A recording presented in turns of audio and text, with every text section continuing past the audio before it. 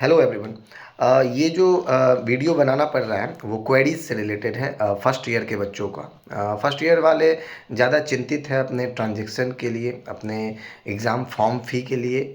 जो भी पेमेंट होता है गेटवे पे, ठीक है, एसबीटी के पोर्टल पे, SBTEEMS, ठीक है, ये पोर्टल है। आप जानते हैं रजिस्ट्रेशन भी इसी पोर्टल पे किए होंगे, तो उनका ज़्यादा क्वेरीज आता है। सेकेंड ईयर थर्ड ईयर वाले बच्चे तो 2 बार से 3 बार से 4 बार से क्या कर रहे ट्रांजेक्शन कर रहे हैं, उनको थोड़ा सा आइडिया हो गया होगा। लेकिन इम्पॉर्टेंट ये हो जाता है कि कौन से चीज़ों को जो ध्यान रखा जाए ताकि हमारा जो ट्रांजेक्शन है वो सक्सेसफुल हो सके। तो इसका मेरे पास 2-4 पॉइंट हमने जब जब से ये ऑनलाइन का सुविधा उपलब्ध करवाया गया है बच्चों के रिगार्डिंग, अच्छा सुविधा उपलब्ध करवाया गया है, तो उस समय से जब हम देखते आ रहे हैं इन चीज़ों को, तो एक दो दो तीन पॉइंट हमारे समझ में आया है कि ट्रांजैक्शन के वक्त आपका नेटवर्क प्रॉब्लम नहीं होना चाहिए, ठीक है। दूसरा हमें समझ में आया है कि आपका गेटवे अच्छा हो। गेटवे मतलब कि आप कोई यूपीआई से करें, ठीक है, यूपीआई से भी हो जाता है, लेकिन ट्रांजैक्शन अगर फेल हुआ है सबसे ज़्यादा तो यूपीआई के थ्रू ही हुआ है। ये भी आपको समझ लेना पड़ेगा। तो अब आपके मन में सवाल उठ रहा होगा कि कौन सा गेटवे यूज करें। तो मेरे ख्याल से आप नेट बैंकिंग जो है वो ज़्यादा मतलब सक्सेसफुल होने का चांस है, ठीक है।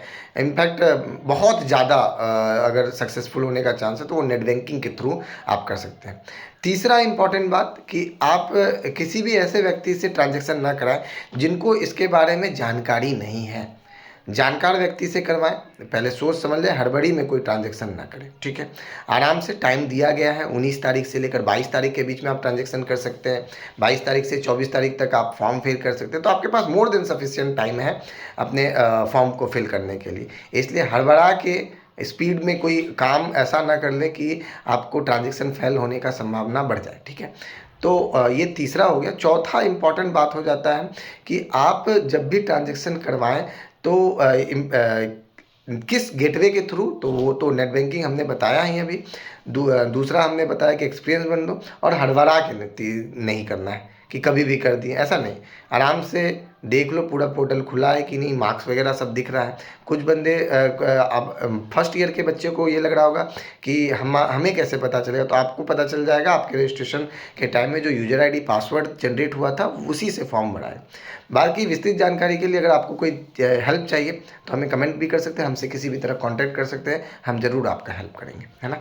तो अगर और को भी कोई क्वेरीज है तो आप हमसे कांटेक्ट कर सकते हैं बेझिझक। चलिए, थैंक यू।